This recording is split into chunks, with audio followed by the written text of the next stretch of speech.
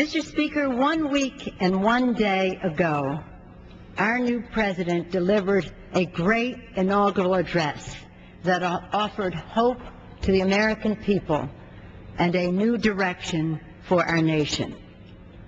President Obama pledged action bold and swift, not only to create new jobs, but to lay a new foundation for growth.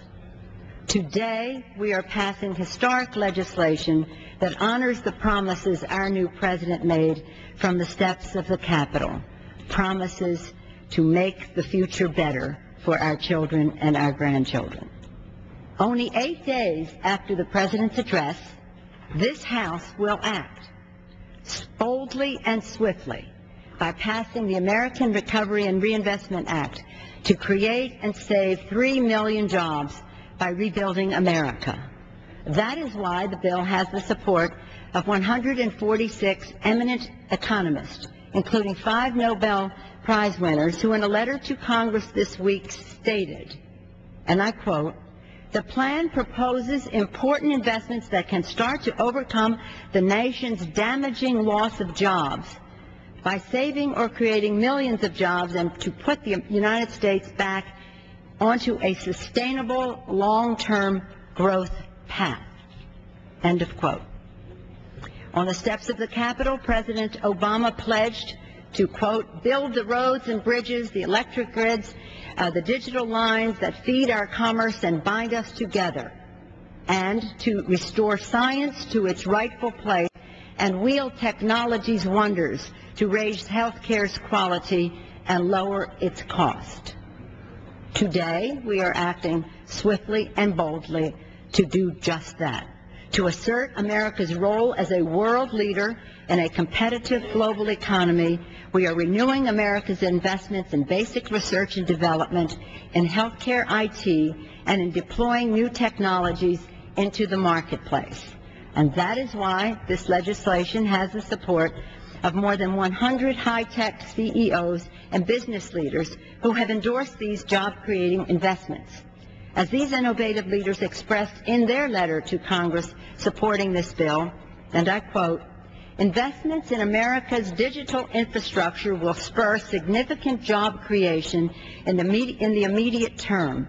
An investment of $40 billion in America's IT network infrastructure in 2009 will create more than 949,000 U.S. jobs, more than half of which will be in small businesses." End of quote. Then President Obama pledged that we will harness the sun and the wind and the soil to fuel our cars and run our factories. Today, we are acting swiftly and boldly to do that. This act makes an historic job-creating investment in clean, efficient American energy. To put people back to work and reduce our dependence on foreign oil, we set the goal of doubling our renewable energy production and renovating public buildings to make them more energy efficient. That is why the Apollo Alliance, a coalition of many, many groups committed to an energy-independent future for our country and reversing climate change, has said that this package is, quote, "big, bold, and will serve as a down payment on long-neglected investments in clean energy, good jobs, made in America economy." President Obama pledged to, quote, "transform our schools and colleges and universities to meet the demands of a new age." The American Recovery and Renewal Act, which we are voting on today, will make bold investments to provide children with a 21st century education, create hundreds of thousands of jobs by investing in school and other infrastructure, make college more affordable, and build a top-notch workforce trained for the jobs of the future. It's about the future. That is why the Committee for Education Funding, another coalition, endorsed this bill, saying, quote, The package would retrain displaced and unemployed workers, create new jobs by modernizing the country's classrooms, and increase America's competitiveness in the global economy. Education groups from across the spectrum and across the country, from the American Association of Community Colleges to the United States Student Association, support this bill.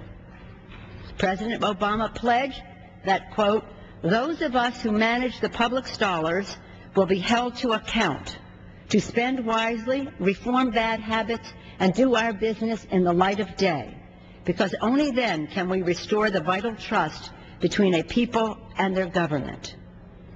This act that we are passing today has unprecedented accountability measures built in, providing strong oversight and a stark degree of public transparency and no earmarks.